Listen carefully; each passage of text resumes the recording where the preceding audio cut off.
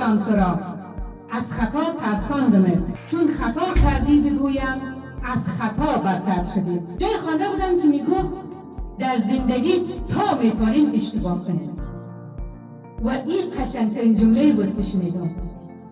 بزرگترین حق هر انسانی هست که در زندگی اشتباه بکنه و هر کسی جرأت و جیگری اشتباه کردن نداره.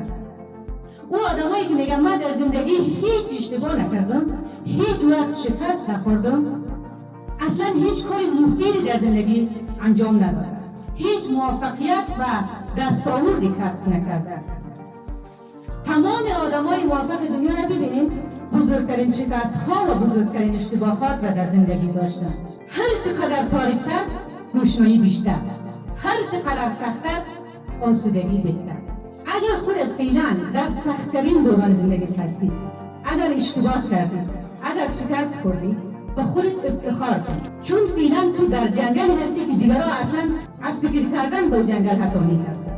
مهم شکست های ما نیست، مهم این است که بعد از هر شکستی خودت تکان بدیم و دوباره بلند شد.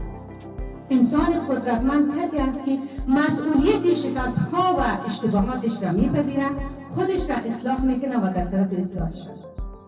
و خداوند خیلی مهربان است، همیشه تو را میبخشد، اما هیچ وقت از راه آسان و راحت تو را به اهدافت نمیرساند.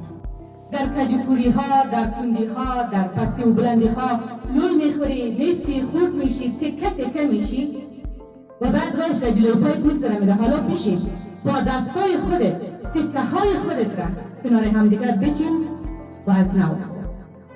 تشکر.